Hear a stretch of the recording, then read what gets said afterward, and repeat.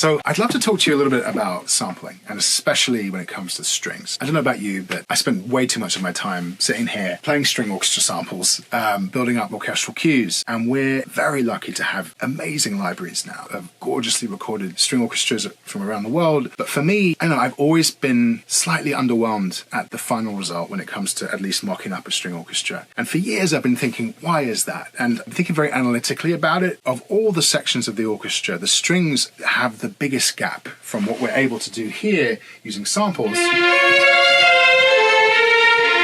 and the finished final performance if we're lucky enough to record with a live orchestra. And why is that? The one thing which I don't think any string library has ever attempted is to record a string sample with no loops. So what do I mean by loops? We have this fantastic, very musical beginning of the note, but somewhere around here there's a loop.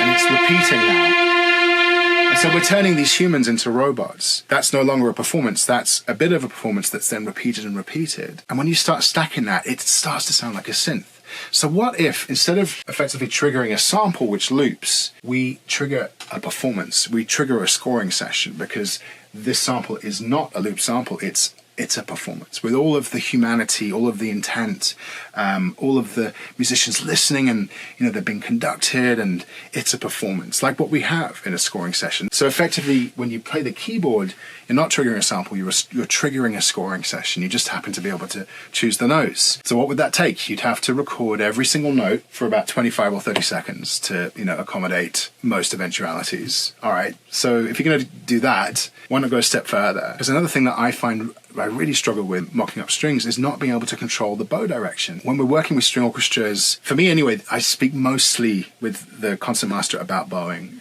because that's the thing that has the most impact in terms of the phrasing, of course, the expressivity, the direction of the line, but we can't control that with current samples. So what if there was a library where there were no loops and you could control the bow direction? That would be pretty cool, but it would be insane because you'd have to record every note for 25-30 seconds twice to get the up bow and the down bow, because you're recording a performance. You're not going to splice in just the beginning and loop that. Okay, so that would be nuts. But let's take it a step further. Dynamic layers. So I really struggle with a lot of these samples where at the quietest dynamic, lovely. So I'm about 15 out of 127. Now I'm going to go up a little. So I'm now at 40 out of 127, and to me, that sounds like mezzo forte forte. That sounds pretty strident. And then I've only got,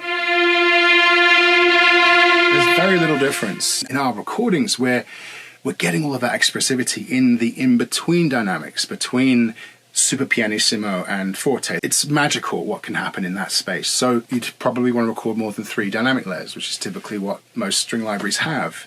Maybe 5 or 6. All right, so let's recap. We're recording 25-30 second samples. We're doing that twice for every note. Actually, we're doing it twice times 5, because then we're going to do each possible dynamic layer. We're talking already about weeks or months of recording. But let's not stop there. Let's do it divisi too, so that when we play a chord, we can decide where in the string orchestra each note comes and we don't get all that phasing. So then you've got to do all of that, but then again twice or 3 times for each divisi section within the strings, where you have, instead of 12 violins stacked, you're going to have 3 plus 3 plus 3 plus 3. I don't know. It sounds nuts, but wouldn't that be cool? Let me know your thoughts.